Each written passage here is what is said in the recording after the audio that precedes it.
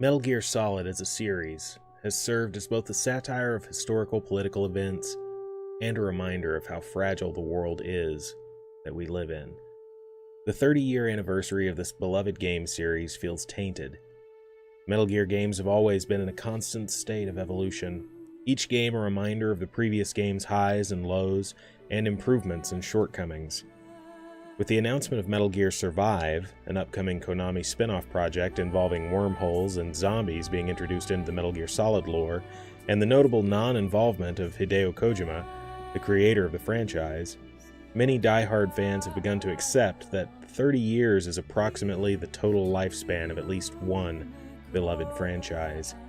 Following the split between Hideo Kojima and Konami, the Metal Gear franchise has been bastardized by a company many would say is out of touch with the public, while others suggest that Konami simply doesn't care. Watching your favorite story come to an abrupt, pachinko-destined end is tough, but remembering the series you fell in love with, and appreciating the evolution of storytelling contained within the Metal Gear Solid series will be enough for most fans, if only because it has to be. Today we'll be exploring the world of Metal Gear Solid 1 through the lens of technology at the forefront of the gaming industry via Unreal Engine 4. Today we'll celebrate the dedication of the fan base and the creative minds that drove this series forward for 30 years. Welcome to Metal Gear Solid, the fan legacy.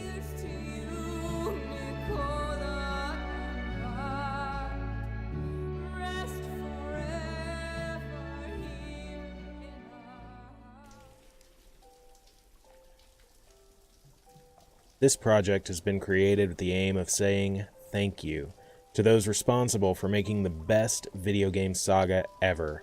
It is also a way of showing the world the amazing fan community that this video game has.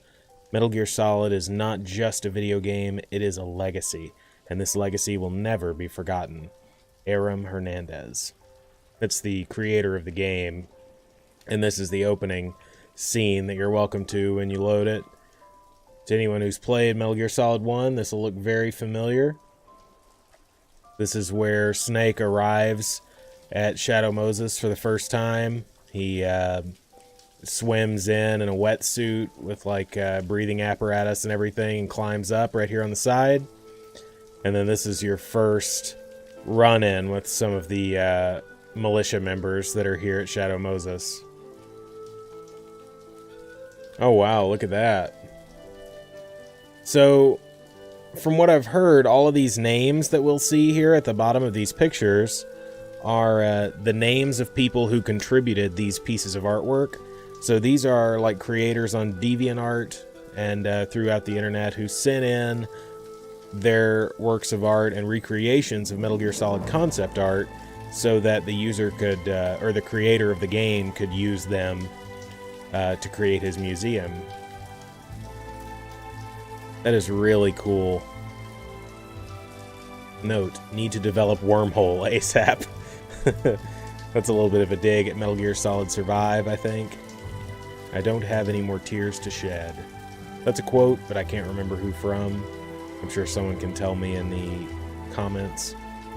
This is a cosplay submitted by Luke Nakamura, apparently. Very cool. So we have one movement speed in this. Again, this is a digital museum, so it's just a walk around and look at stuff sort of thing. That's very good. Wow.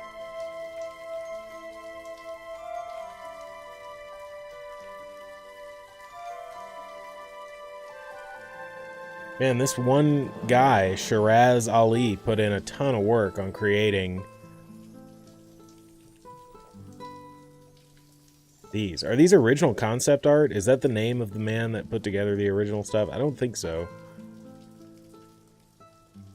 I just read his name a minute ago, so I'm guessing these are all like recreations or copies or something. I'm not really sure. That's cool. I've never seen any Metal Gear Solid fan art in this style before.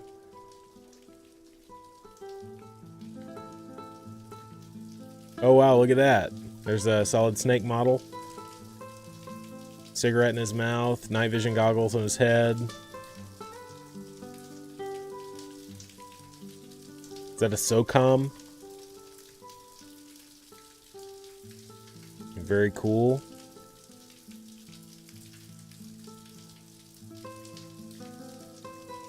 There's Revolver Ocelot. Revolver Ocelot was always one of my favorites. Everybody liked Revolver Ocelot. He was just so over the top and crazy. But I don't know, you get so much more backstory with him in Metal Gear Solid 3, and it just builds from there. There's Gray Fox.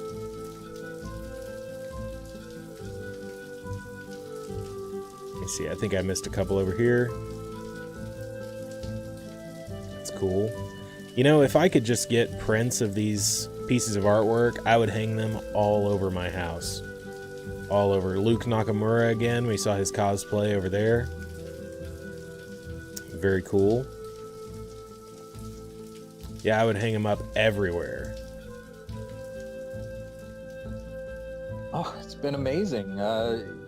You know, it's really the part of my lifetime, and to be able to play the lead role in such amazing, groundbreaking games over the course of 12 years and 9 games was pretty incredible. I never would have suspected it when I first went into auditions. So it was a huge honor to play it, and then it continues to be. You know, I was talking to people on the street today who are big fans, and you know, it affects my life on a daily basis. It's just, I'm really, really grateful to have been a part of that. Wow, that's so cool. I hope that there are more of those little sections where you can listen to pre-recorded stuff, because that's awesome. That was David Hayter, that's the voice of Solid Snake. Didn't really get to see that one because the elevator goes up automatically on its own. I kind of wanted to look at it. But that was Meryl. I'm really hoping that my knowledge of Metal Gear Solid lore stands up during this whole thing, because it's been a while since I've played Metal Gear Solid 1, and I feel like I've probably forgotten a lot. This looks incredible. Like, I can't believe... You know, we got to see a recreation of Shadow Moses in Metal Gear Solid 4, but this is unbelievable.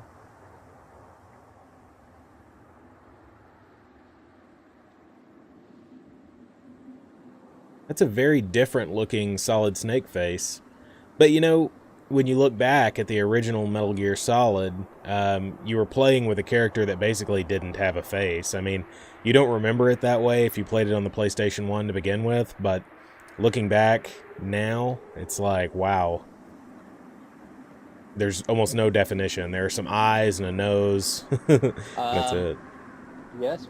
Well, one time, so in Metal Gear 4, Snake is aging prematurely, and there's a scene where Jennifer Hale, playing Naomi, has him undress, and she sees, how much older he's gotten, and she said, in one take, she was joking, and she was like, "Oh, Snake, you're so shriveled," and meaning my shriveled snake,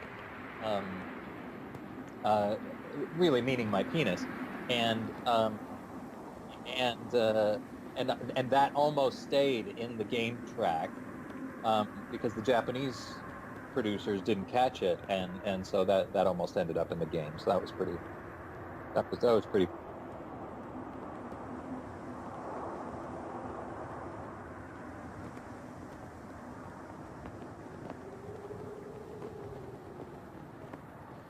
His anime take on Solid Snake is really cool.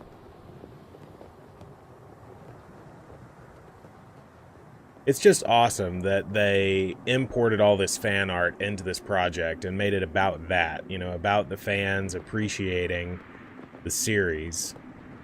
Just incredible. And the fact that they were able to get David Hayter to contribute to it, also incredible. See this? I would hang a 6-foot wide version of this on my wall. Just a huge mural. Any of this, really. If I could get my hands on some art prints or canvas prints or something, I would hang these all over my house. That really minimalistic Japanese watercolor style stuff is just so cool to me.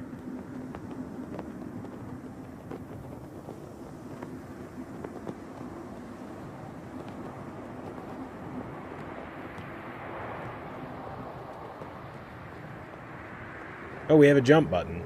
I didn't know we could jump. It doesn't really do much, but... There's a Meryl cosplay. I just want to make sure I'm not missing anything, so I'm kind of circling around everywhere.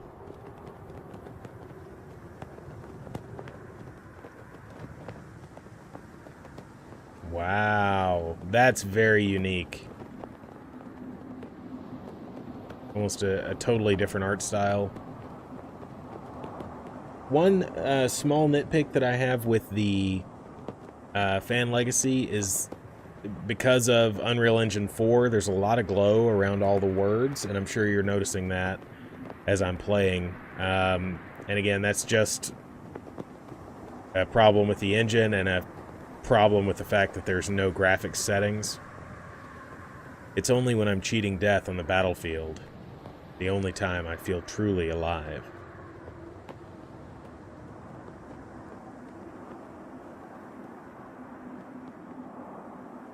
Man, that one's really awesome too.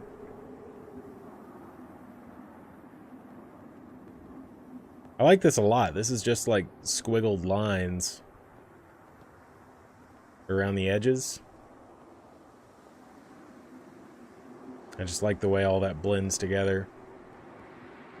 So I'm not very good at appreciating art, and the whole thing is basically just that, art appreciation and seeing what people have come up with, but, you know, I'm doing my best. There's a Liquid Snake cosplay, it looks like.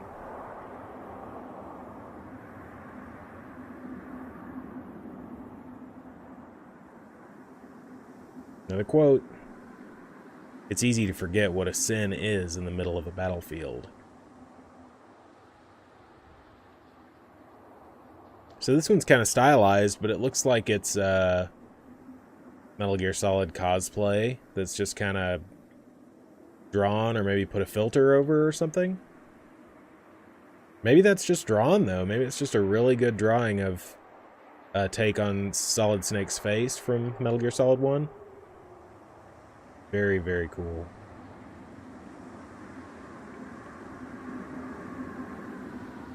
Oh, look at the tiny helicopter. Is that a Hind D? I don't have a crouch button, so I can't really look at it. I wish there was a controller I could pick up to fly that helicopter. That would be so cool. Developers, try to patch in a remote control for that helicopter so I can fly it around. And put a camera on the front of it.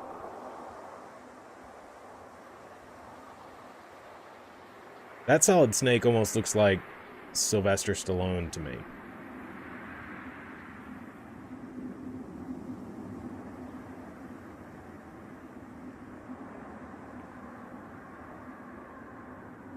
Cartoon version of the gang, that's kind of cool.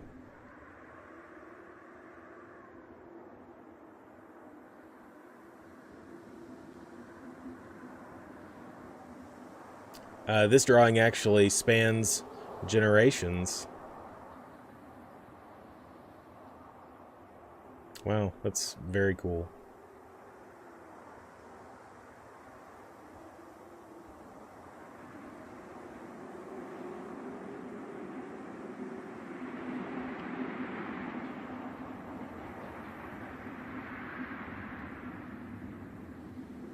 I love this so much. It's so cool seeing all of this stuff remade. Look at that! Metal Gear! Wow. That model is incredible. There's so much detail back there. I wish it was out here in front of us so we could look at the sides a little bit more. That's kind of a nitpick that I have here. I think that if it were out here in the open, we'd be able to circle it and see all of those fine details that are definitely there. I mean, I can see them from over here on the side, but I want to see more of it. So cool. Wow.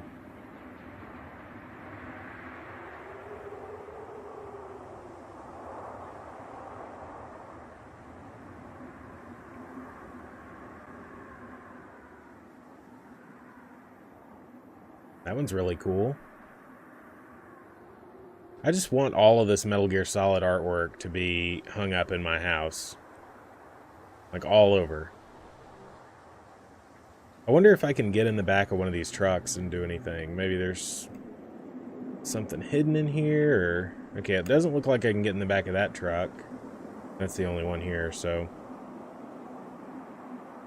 Too bad. I thought there would be maybe a sound effect or something if you got in there.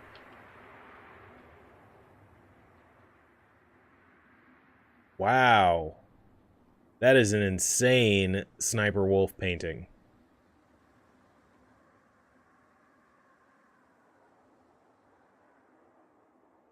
By Nacho Molina. Wow. Another Solid Snake cosplay. Very different take. It looks like he's wearing a metal, like, Iron Man suit.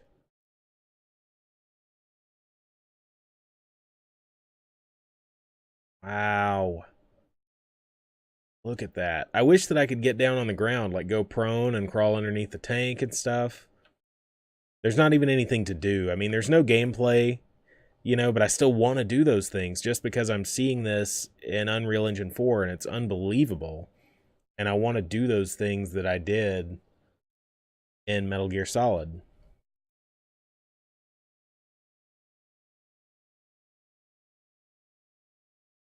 Wow. That is a very old looking Venom Snake.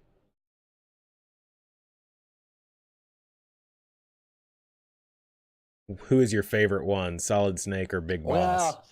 Well, I get that a lot. They're both pretty great to play. I mean, I try to play them a little differently. They have different histories and different experiences. But I started with Solid Snake, so I kind of maybe feel a little closer to him.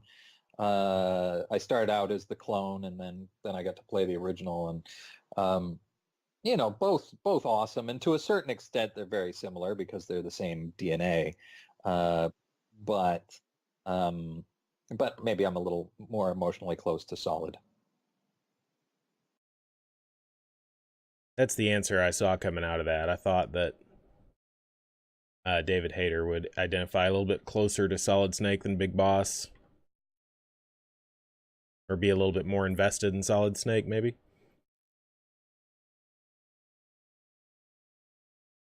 Hmm. I think I'm gonna go look at the rest of the stuff on the first floor before I go up to the second floor, because there may be a door over there, elevator or something. So yeah, I'm gonna look at... Wow, that's open even. That's the courtyard where you fought see, this is what I was talking about. I just need some time. I'll think of it.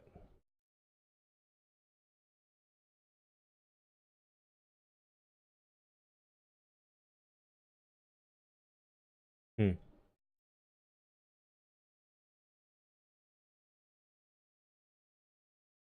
Wow.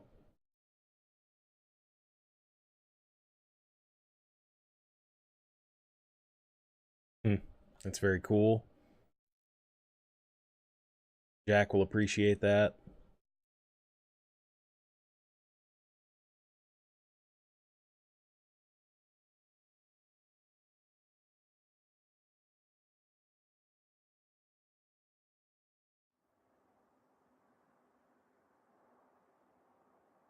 This looks like concept art for a Pixar movie or something. You know, other than the gun.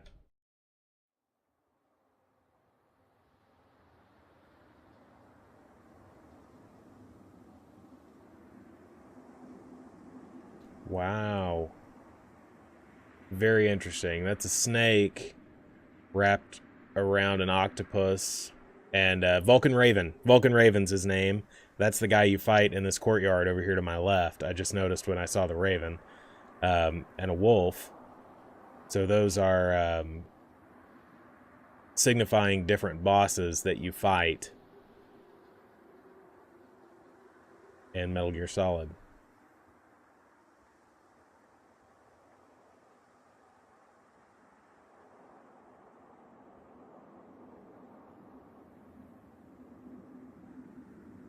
don't remember her name either. That's Vulcan Raven's daughter, right? I can't wait for everyone to correct me on all my Metal Gear Solid lore that I've forgotten.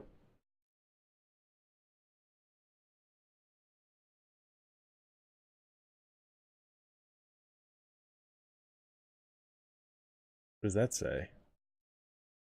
Get into the square to load the armory level. Don't worry when it freezes. The map is loading. Okay, so that's our next area. So we're going to look upstairs real quick before we go that way. We're probably going to go outside and look in that courtyard where the Vulcan Raven fight happened, too. Oh, got stuck a little bit there. Metal Gear Solid 5 picture.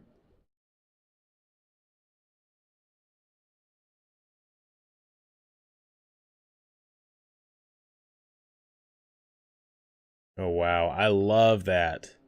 Love that.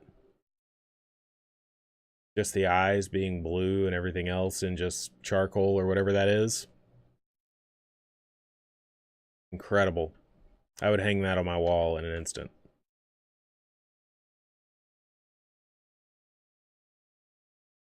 Building the future and keeping the past alive are one and the same thing.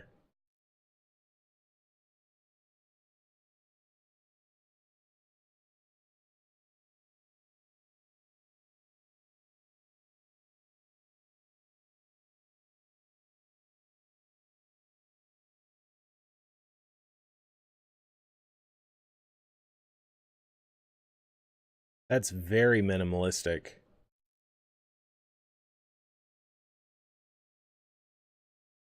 I like that.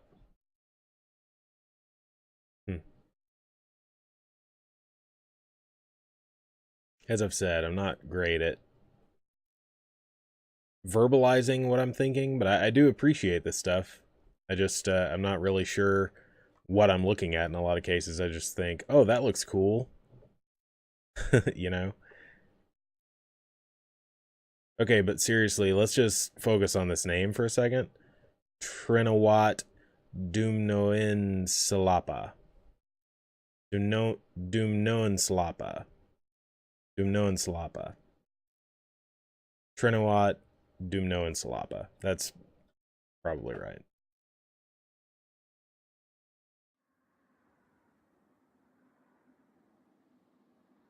And I like the red in this.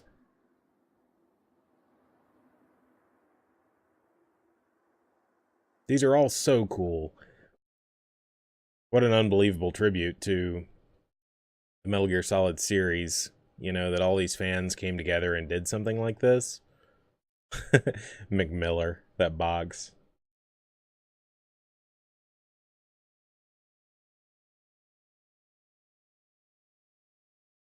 Pretty cool. Hideo Kojima.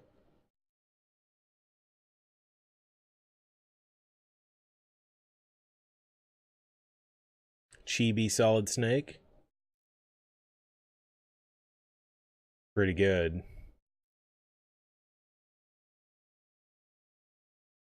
Would you work on another Metal Gear if Konami asked you to do so? Yes, sure, absolutely.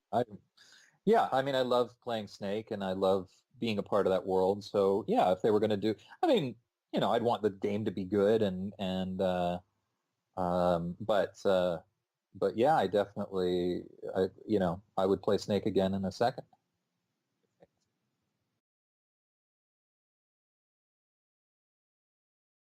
I do wonder how long ago the interview with David Hayter was, and how long ago, the groundwork was set for this. I'm sure that this was a massive undertaking to create this, fully realized recreation of Shadow Moses. But a lot's happened, even in the last year, in regard to Konami and Kojima's departure and all of that, So it maybe even before that, there were no.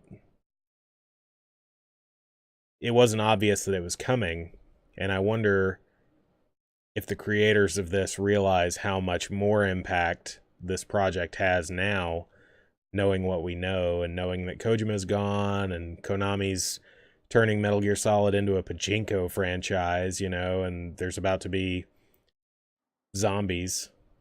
Unfortunately, killing is one of those things that gets easier the more you do it. A lot of Solid Snake quotes. The one from the beginning may have been a Solid Snake quote too, and I just didn't remember when it happened.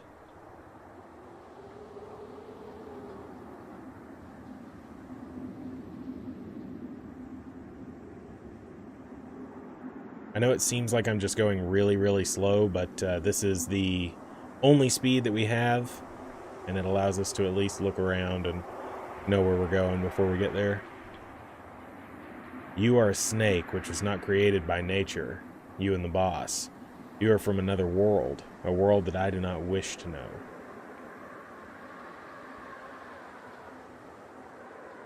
So we're going to zigzag across this area here. Vulcan Raven drawing. That's really cool. That looks like Bane to me from Batman.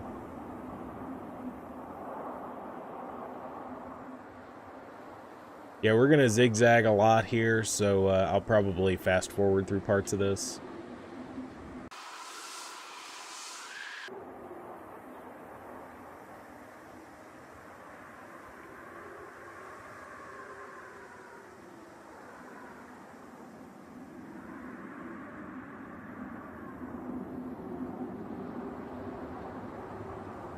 In nature, there is no such thing as boundless slaughter. There's always an end to it. But you, Snake, are different. The paths you walk on have no end. Each step you take is paved with the corpses of your enemies. Their spirits will haunt you forever. You shall have no peace.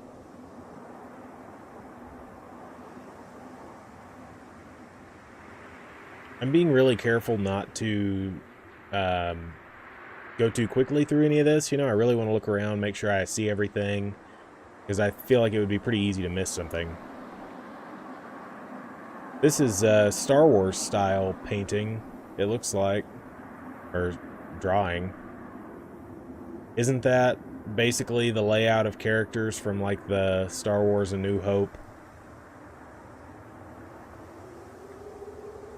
poster? I don't know.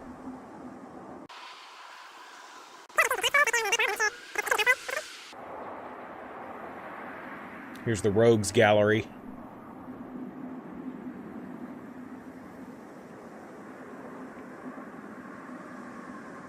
Psycho Mantis up there will always be so memorable. For anybody that didn't get to play Metal Gear Solid on the PlayStation 1 or the Twin Snakes on the GameCube, you really missed out not getting to play the fight against Psycho Mantis. He was one of the bosses about halfway through the game.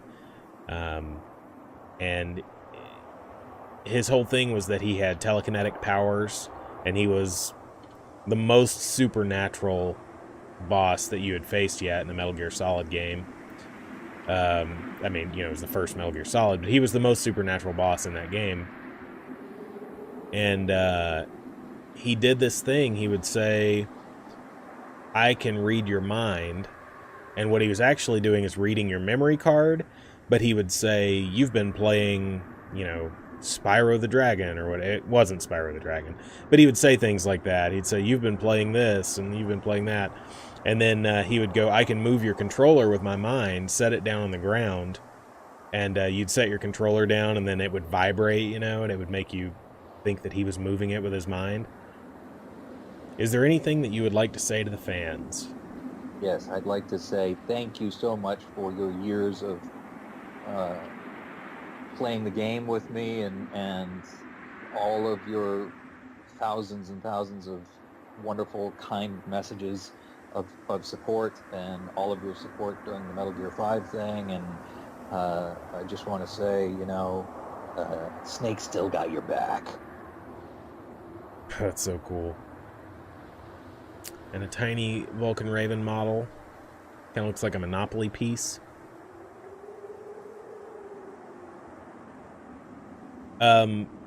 But yeah, that Psycho Mantis fight was incredible, and it was one of the first cases of a game manipulating the user, the player, into thinking that something was wrong with their system. He is just as you said. In battle, he is as if possessed by a demon.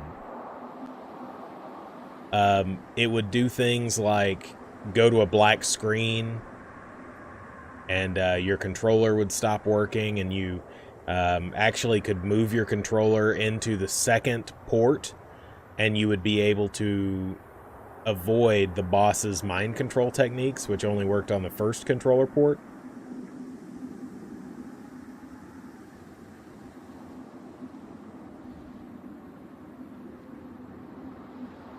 That fight against Psycho Mantis will go down in history as one of the most creative boss fights of all time. And it really has already kind of solidified that role.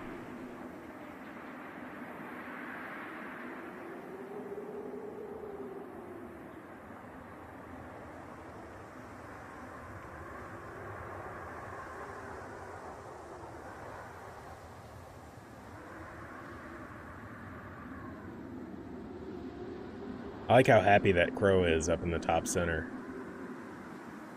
He's all smiling. And then there's Vulcan Raven chilling on Tatooine or whatever. I mean, I guess that's a raven, not a crow, like I said it was.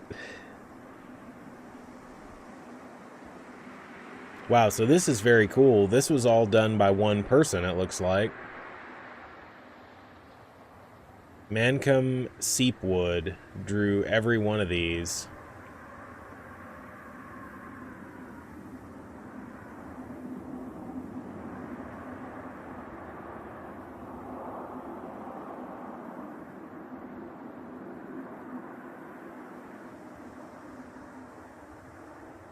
Wow. That's so much talent. So much talent to be able to do that.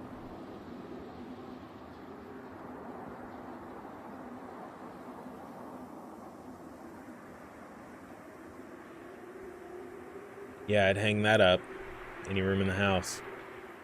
Looks so cool. It's almost like a G.I. Joe style drawing of the characters.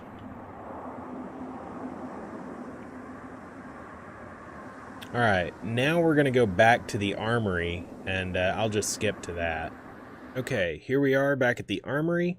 We're going to step into the square so we can take the elevator to the armory level.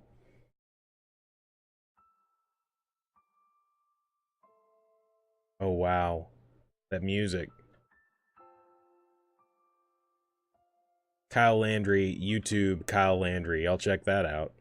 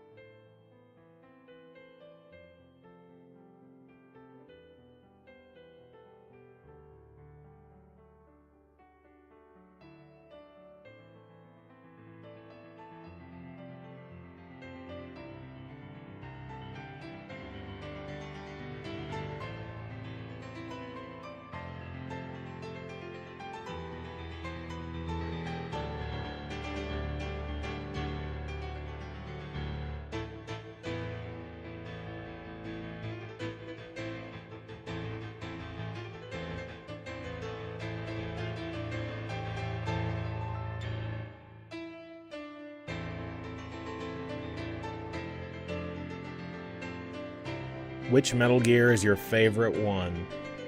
Well, I love them all, but I always say that I think Snake Eater is probably my favorite. I thought that was a really beautifully executed game, and I love the retro feel of it, and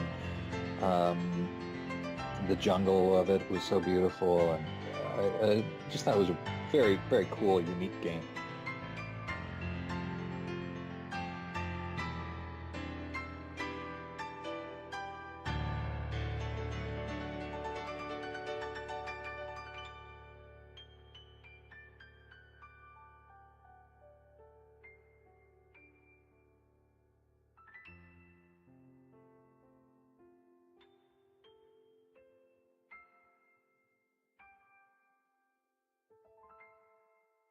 For you, which moment has been the most epic one from the entire MGS saga?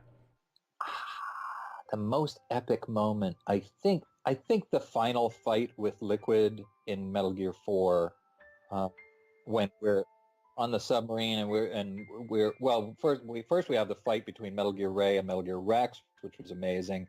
And then the final fisted fight where they're going through all of the old music and all of the old scores are playing again, and it was such a beautiful way to sort of cap the Solid Snake story. I thought that was pretty epic.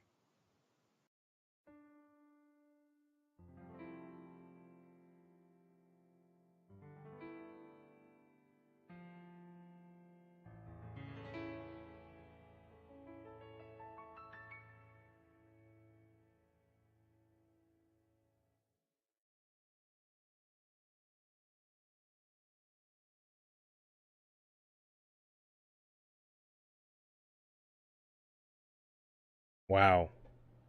That stuff is just beautiful. It's incredible. People can do that. Making use of that negative space to do the grass and flower petals and stuff right here.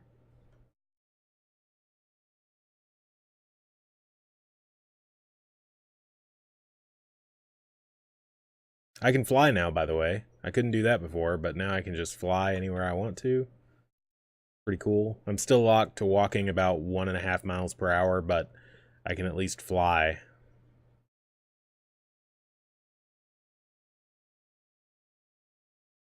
There's also some weird lighting, like the flashlight flickers and stuff.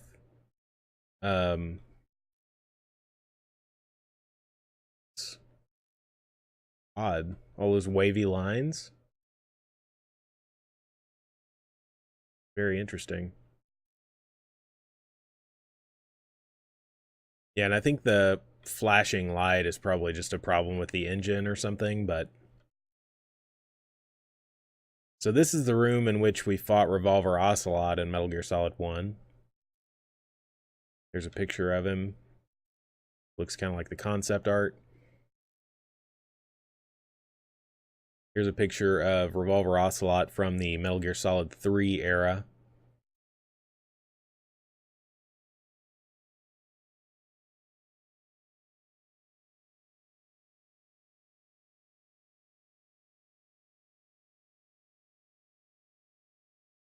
Ocelot from Metal Gear Solid 5.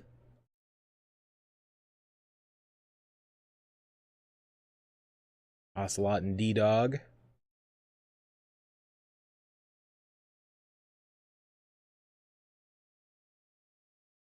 This looks like Revolver Ocelot as drawn by Akira Toriyama. Or whoever drew Trigun.